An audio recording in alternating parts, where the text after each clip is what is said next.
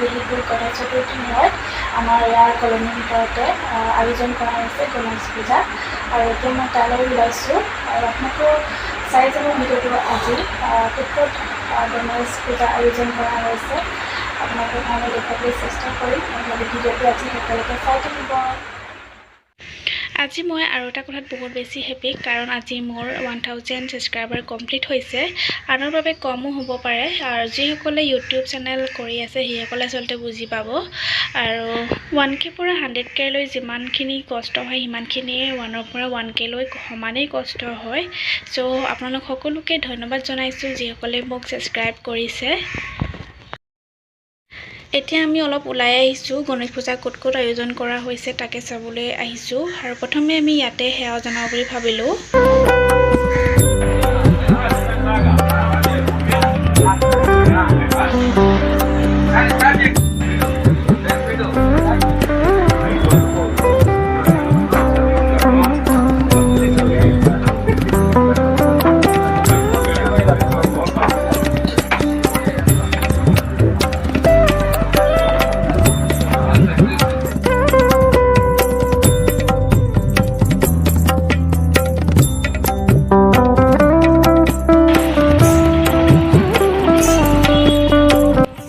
এতিয়া কলনীৰ ভিতৰত হোৱা গণেশ পূজা তালৈ আহিছোঁ আৰু প্ৰথমে এতিয়া আমি ভিতৰলৈ গৈ সেৱা জনাই আহোঁ।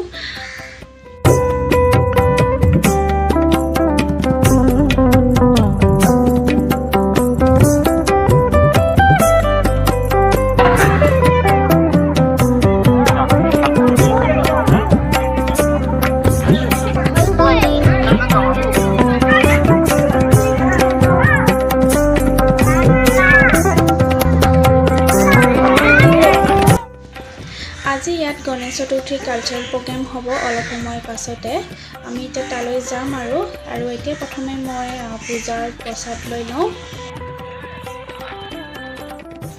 আৰু এয়া প্ৰসাদ লৈ ল'লোঁ পূজাৰ।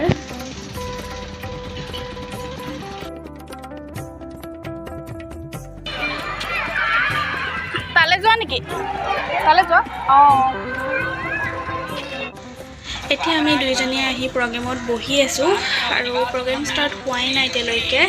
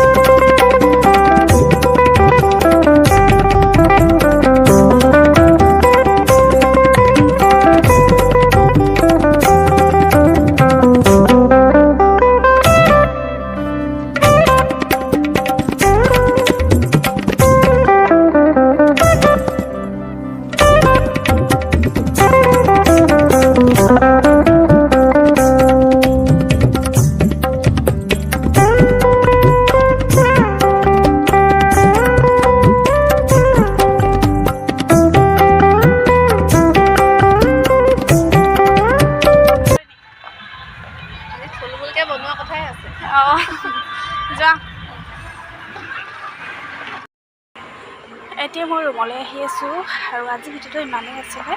যদি ভাল লাগিলে তেনেহ'লে লাইক কমেণ্ট ছাবস্ক্ৰাইব কৰি নাপাহৰিব।